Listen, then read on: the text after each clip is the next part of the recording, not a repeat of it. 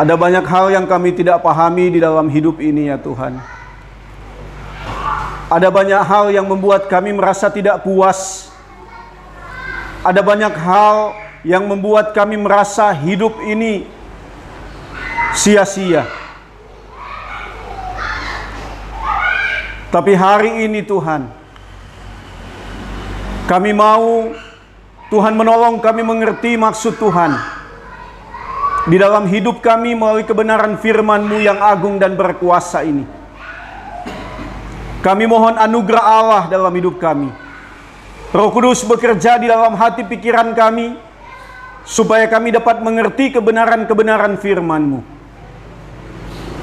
Berkati hati dan pikiran kami dan kuasai kondisi hati pikiran kami Tuhan, supaya kami dapat mengerti maksud-Mu ya Bapa. Di dalam nama Tuhan Yesus, kami menyerahkan waktu ini. Amin. Shalom semuanya. Selamat hari Minggu. Saudaraku yang terkasih,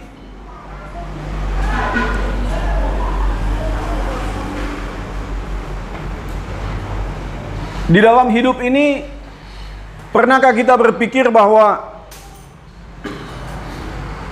untuk apa saya hidup di dalam dunia ini? Kita mungkin seperti Ayub yang pernah berkata dan pernah menyesali hari kelahiran kita. Mungkin kita merasa bosan, mungkin kita merasa tidak mensyukuri hari-hari kehidupan kita. Bahkan mungkin kita berpikir hari-hari kehidupan saya hanya dipenuhi dengan berbagai masalah. Hari-hari kehidupan saya hanya dipenuhi dengan berbagai penderitaan, tantangan, rintangan, ratap tangis, dan segala yang saya alami sepertinya keterpurukan, kegagalan, dan kegagalan. Saya nggak tahu saudaraku, kita mungkin pernah berkata bahwa tidak ada satu hal yang baik dalam hidup saya. Semua yang ada dalam hidup saya, segala sesuatu yang buruk.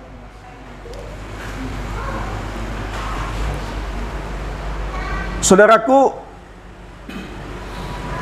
ujung-ujungnya seorang bisa menyalahkan Tuhan di dalam hidupnya. Mungkin seorang akan berkata, kenapa Tuhan menghadirkan saya di dalam dunia ini? Mungkin kita akan berkata, lebih baik hidup saya berakhir saja. Dan mungkin ada orang yang akan menyalahkan dirinya sendiri. Dan selanjutnya mungkin seorang akan menyalahkan orang lain yang ada di sekitarnya. Menganggap bahwa segala masalah, keterpurukan, persoalan hidup, tantangan yang dialami karena hidup orang lain. Karena perbuatan orang lain. Saya nggak tahu saudara pernah mengalami hal ini atau tidak. Ada di satu titik, di satu masa kita mungkin menyalahkan Tuhan. Karena apa yang kita alami tidak sesuai dengan apa yang terjadi, yang kita pikirkan. Saudaraku, saya sampaikan ini bukan karena saudara berpikir saya tidak ada masalah, tidak ada pergumulan, tidak. Tadi jam 9.30 saya ditelepon sama kakak saya. Jam 9.30 ini baru saja ya. Jam 9.30. Mama saya itu pergi ke gereja dan dia pusing atau pingsan di gereja. Saya tidak tahu kondisinya saat ini. Ada kemungkinan sampai saya berbicara ini mama saya belum sadar. Tadi divideokan mama saya belum sadar, dipakein oksigen, saudara. Sempat buyar juga saya. Tapi ini kali kedua saya merasa bahwa di waktu saya untuk menyampaikan firman Tuhan itu terlebih dahulu mengingatkan saya. Saudara, kurang lebih 2 tahun yang lalu saya menyampaikan firman Tuhan tentang Allah yang mengasihi manusia dan tidak mungkin kasihnya itu lepas dari manusia. Kan ada lagunya itu ya. Di dalam Roma pasal 8 itu kan ada ya. Siapa yang dapat memisahkan kita dari kasih Kristus? Dan kalau saya tidak salah ingat, pada saat itulah awal papa saya sakit, saudara. Saya harus sampaikan firman Tuhan yang sama. Hari ini saudaraku, apakah kita merasa kita mungkin menyalahkan Tuhan? Kenapa segala sesuatu terjadi dalam hidup kita? Karena itu hari ini kita mau belajar satu tema, saudara. Aku di tangan Tuhanku. Aku di tangan Tuhanku.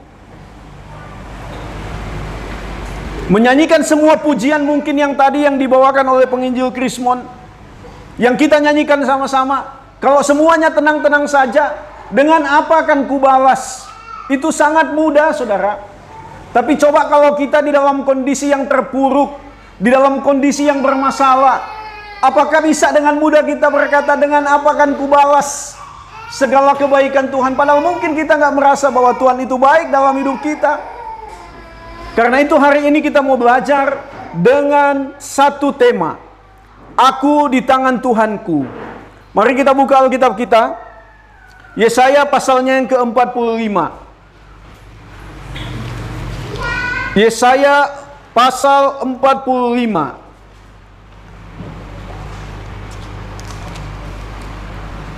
Yesaya pasal 45.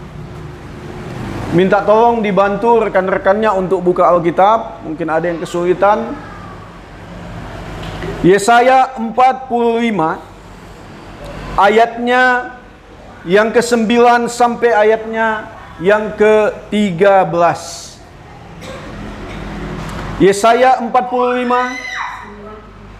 ayat 9 sampai ayatnya yang ke-13. Saya akan bacakan bagi kita semua, saudara. Mohon memperhatikan dengan saksama di Alkitab kita masing-masing. Tuhan adalah pencipta, ayat 9. Celakalah orang yang berbantah dengan pembentuknya. Dia tidak lain dari beling periuk saja. Adakah tanah liat berkata kepada pembentuknya, apakah yang kau perbuat? Apakah yang kau buat? Atau yang telah dibuatnya? Engkau tidak punya tangan. Ayat 10. Celakalah orang yang berkata kepada ayahnya, apakah yang kau peranakkan? Dan kepada ibunya, apakah yang kau lahirkan? Ayat 11. Beginilah firman Tuhan yang Maha Kuasa, Allah dan pembentuk Israel. Kamukah yang mengajukan pertanyaan kepadaku mengenai anak-anakku, atau memberi perintah kepadaku mengenai yang dibuat tanganku? Ayat 12, saudara. Akulah yang menjadikan bumi dan yang menciptakan manusia di atasnya. Tangankulah yang membentangkan langit, dan akulah yang memberi perintah kepada seluruh tentaranya. Ayat 13. Akulah yang menggerakkan Kores untuk maksud penyelamatan, dan akulah yang meratakan segala jalannya. Dialah yang akan membangun kotaku, dan yang akan melepaskan orang-orangku yang ada dalam pembuangan, tanpa bayaran dan tanpa suap. Firman Tuhan semesta alam. Saudaraku, kalau kita lihat bagian-bagian ini, saudara perhatikan bahwa kenapa di dalam bagian ini firman Tuhan yang disampaikan oleh Nabi Yesaya begitu keras. Dimulai dengan kalimat yang sangat mengerikan, celakalah. Celakalah ini adalah satu peringatan. Celakalah ini adalah satu pemberitahuan yang begitu tegas kepada umat Allah, kepada orang Israel. Kenapa, saudaraku? Dikatakan bahwa mereka berbantah dengan pembentuknya. Ternyata, saudara, ada orang-orang Israel yang protes dengan cara Allah untuk menyelamatkan mereka dari pembuangan di Babel. Mereka protes dengan rencana Allah untuk menyelamatkan mereka. Itu satu. Yang kedua, mereka protes dengan cara Allah untuk membangun kembali kota Yerusalem yang sudah runtuh. Kenapa mereka protes? Bukankah itu sesuatu yang menyenangkan? Kenapa mereka berbantah? Bukankah itu sesuatu yang baik bagi mereka? Tapi ternyata saudaraku, Allah itu mau memakai, perhatikan saudara, Kores. Akulah yang menggerakkan Kores. Saudara tahu Kores itu siapa? Kores itu adalah orang-orang atau suatu bangsa yang tidak mengenal Allah. Mereka orang-orang yang tidak mengakui Allah Israel sebagai Allah yang Maha Kuasa. Mereka nggak percaya. Karena itu orang Israel berpikir, kenapa Tuhan mau pakai mereka? Kenapa Tuhan mau menggerakkan Kores untuk membebaskan bangsa Israel? Kenapa Tuhan mau memakai Kores untuk membangun kembali kota Yerusalem yang sudah hancur, yang runtuh dari peperangan karena orang Babel menghancurkan semuanya? Ini unik kan saudara? Bagaimana mungkin Tuhan memakai orang yang tidak mengenal Dia? Bagaimana mungkin Tuhan memakai orang yang tidak menyembah Dia, yang tidak percaya kepada kemahakuasaannya? Tapi saudaraku, kenapa Allah melakukan hal ini? Tentunya tujuan Allah supaya Kores juga bisa mengenal Allah, supaya mereka juga bisa tahu bahwa Allah Israel adalah Allah yang dapat melakukan segala sesuatu, termasuk menggerakkan mereka. Karena itulah orang Israel dikatakan di dalam ayat 9, celakalah orang yang berbantah dengan pembentuknya. Ada sebagian dari orang Israel yang mempengaruhi kaumnya untuk protes kepada Tuhan, untuk membangkang kepada Tuhan, untuk mengatur Tuhan. Karena apa yang Tuhan rencanakan. Saudaraku, mari kita perhatikan. Dikatakan di sana, apakah yang kau buat? Ini berbicara tentang apa saudara? Sebagian dari Israel itu sedang mempertanyakan tentang rencana Allah. Dan bukan hanya kepada mempertanyakan, tetapi seakan-akan mereka mau mempersalahkan Allah. Mereka mau mengatakan bahwa apa yang Allah buat itu sesuatu yang salah. Apa yang Allah buat itu sesuatu rencana yang tidak benar. Apa yang Allah buat itu rencana yang tidak baik. Apa yang Allah buat itu rencana yang bisa mengacaukan kehidupan bangsa Israel. Inilah kenapa dikatakan apa yang kau buat. Bukan hanya sampai di situ. Dikatakan selanjutnya saudara, engkau tidak punya tangan. Saudara, tangan itu adalah lambang kekuasaan, lambang kemampuan. Jadi ketika mereka bertanya atau berkata engkau tidak punya tangan, artinya apa? Mereka mau katakan bahwa Tuhan tidak punya kuasa. Dia tidak bisa melakukan segala sesuatu. Dan bisa jadi apa yang dia buat tidak lengkap dan bisa tidak berguna untuk bangsa Israel. Ini sangat menyedihkan saudara. Ini sangat menyedihkan. Umat Tuhan mempersalahkan Tuhannya. Umat Tuhan menganggap Tuhannya tidak berkuasa. Padahal saudaraku, kalau kita baca kisah tentang bangsa Israel, kita menemukan bahwa mereka sudah mengalami kuasa demi kuasa Allah yang luar biasa. Mereka pernah berjalan di tanah yang kering, di tengah lautan yang terbelah dua. Mereka pernah makan dari apa yang Tuhan berikan, dan mereka mengalami berbagai mujizat. Ketika mereka berjalan pada siang hari, dikatakan apa? Tiang awan itu melindungi mereka. Ketika mereka berjalan di malam hari, tiang api menghangatkan mereka untuk mereka dapat terus berjalan. Banyak sekali mujizat. Tetapi dalam bagian ini, mereka menganggap bahwa Allah itu Allah yang tidak mampu berbuat apapun. Ini sangat menyedihkan. Saudaraku yang terkasih, bagian yang sama sebenarnya di dalam ayatnya yang ke-10. Ayat 10 ini menjadi satu bagian di mana seorang mempertanyakan kelahirannya, mempertanyakan orang tuanya, menyalahkan orang tuanya akan apa yang dilakukan. Dan ayatnya yang ke-11 saudaraku, di sana dikatakan, beginilah firman Tuhan yang Maha Kuasa, Allah Israel, pembentuk Israel. Kamukah yang mengajukan pertanyaan kepadaku mengenai anak-anakku, atau memberi perintah kepadaku mengenai yang dibuat tanganku? Ini hal yang sama saudara.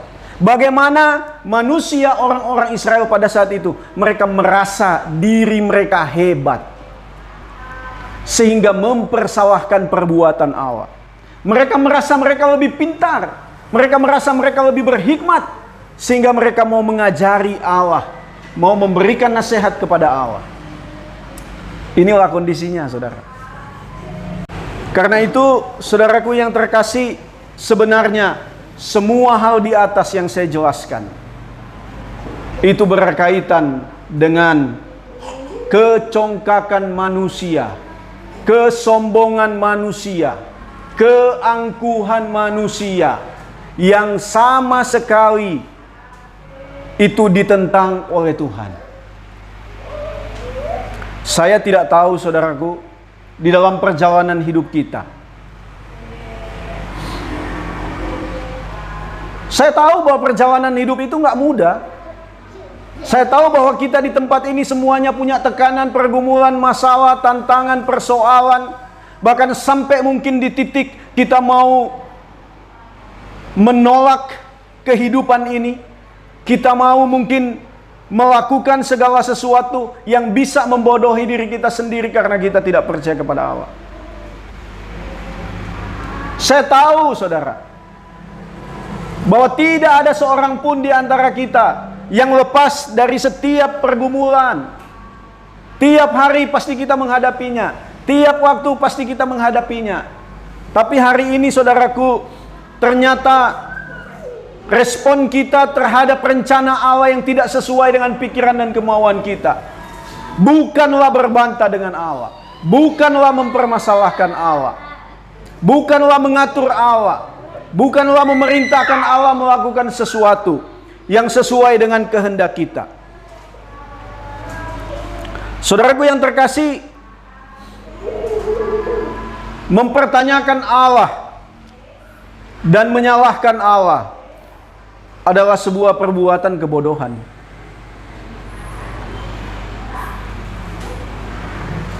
Itu sebuah perbuatan yang bodoh. Apalagi, saudaraku, meragukan Allah dan kuasanya adalah kesombongan.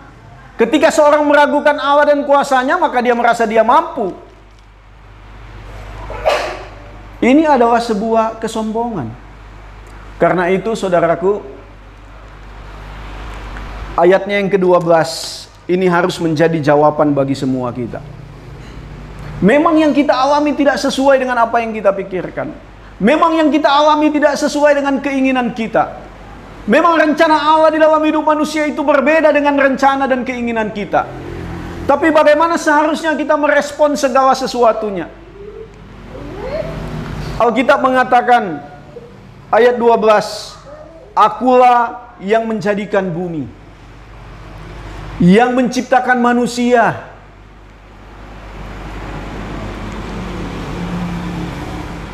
Akulah, tangankulah yang membentangkan langit. Saudara perhatikan tiga hal ini. Yang pertama, aku yang menjadikan bumi. Aku yang menjadikan atau menciptakan manusia. Aku yang membentangkan langit. Apakah ini bisa dilakukan oleh manusia? Apakah ini bisa dilakukan oleh manusia sesuper apapun dia? Apakah ketiga hal ini bisa dilakukan oleh orang yang hebat? Apakah ketiga hal ini bisa dilakukan orang yang punya ilmu hitam yang begitu tinggi? Nggak bisa. Karena itulah Allah tidak menjawab umat Israel dengan melakukan apa yang mereka mau. Tetapi Allah menjawab dengan jawaban yang begitu penting, bahwa Dia adalah Allah pencipta. Artinya bahwa Dia Allah yang Maha Kuasa. Artinya apa, saudara? Dia Allah yang bisa melakukan segala sesuatu yang tidak bisa dilakukan manusia. Hanya Dia yang bisa lakukan. Sehingga bagaimana mungkin manusia seperti kita, manusia yang lemah, mau mengatur Tuhan? Bagaimana mungkin kita manusia yang begitu bobrok ini mau memerintahkan dan menasehati Tuhan? Karena itu dikatakan seperti apakah tanah liat itu bisa mengatur dan bisa berkata apa yang kau perbuat? Nggak bisa, saudara. Ingatlah bahwa manusia terbuat dari debu dan nanti kembali kepada debu. Karena itu ada Alkitab yang pernah mengatakan, jangan pernah mengandalkan manusia karena mereka hanya dari debu. Termasuk saya dan saudara. Siapa yang harus kita andalkan? Allah yang menciptakan segala sesuatu. Allah yang tahu segala sesuatu. Allah yang mengerti akan segala sesuatu. Dunia dan segala isinya Dia ciptakan dengan begitu rapi, dengan begitu tertata indah. Apakah untuk menata kehidupan seorang manusia Allah tidak mampu? Sebuah bangsa Allah nggak mampu? Nggak mungkin, saudara. Itu nggak mungkin.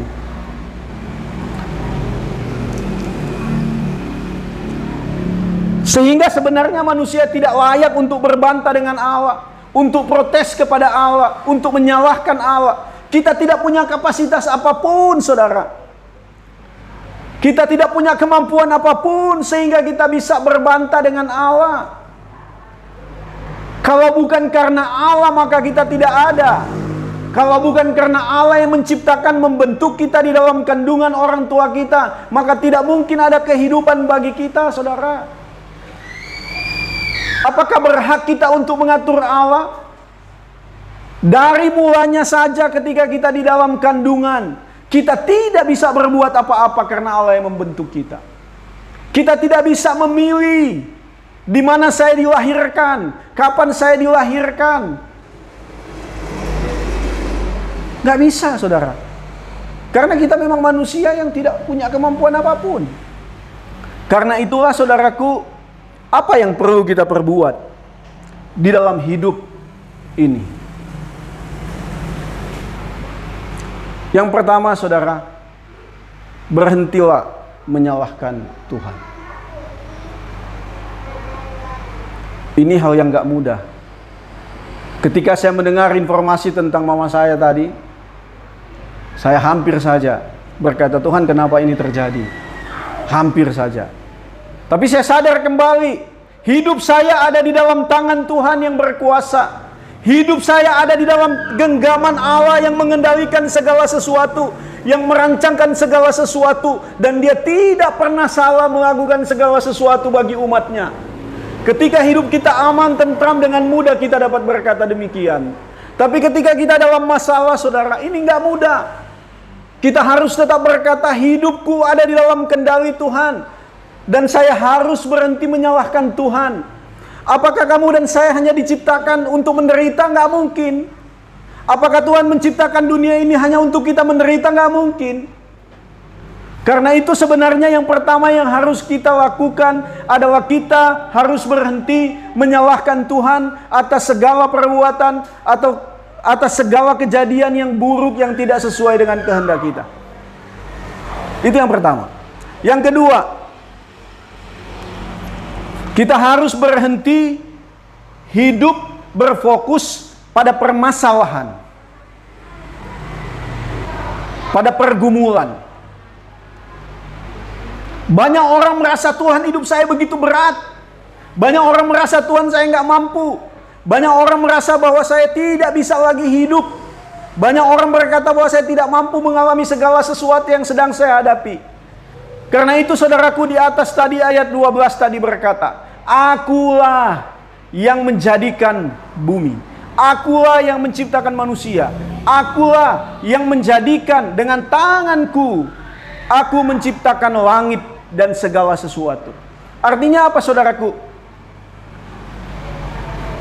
Kita berhenti dengan segala fokus kita terhadap pergumulan. Dan kita memandangkan mata kita kepada Allah yang besar.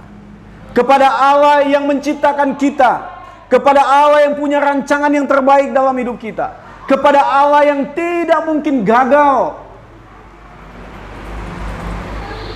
Berhentilah kita berfokus terus-menerus untuk merasa bahwa pergumulan saya itu menjadi fokus utama saya. Tapi kita harus memusatkan pikiran, hati, dan mata kita kepada Allah yang besar. Selanjutnya, saudaraku, ketika kita sudah berhenti menyalahkan Tuhan, ketika kita sudah berhenti berfokus kepada masalah, maka hal yang selanjutnya, hidup berserah diri kepada Allah. Apapun yang kita alami, saudara, serahkan kepada Tuhan. Tuhan, saya nggak mampu. Saya tahu bahwa Engkau Allah yang mampu. Maka saya serahkan hidup saya hanya kepadamu. Saya suka lagu, ku berserah kepada Allahku. Ingat saudara ya. Jadi sebenarnya yang harus kita lakukan yang pertama, berserah diri kepada Allah. Dalam ketidakmampuan, dalam ketidakbisaan kita menghadapi hidup, maka kita harus berserah diri. Yang utama yang harus kita lakukan di hadapan Tuhan. Ada satu orang, dia pergi manen jagungnya, saudara. Dia panen jagungnya, dia pikul, sambil menunggu mobil, karena mobilnya sudah dekat, dia pikul. Numpang di satu mobil. Dia naik di mobil itu, tapi dia masih pikul jagungnya sampai di rumahnya, di atas mobil, saudara. Artinya apa?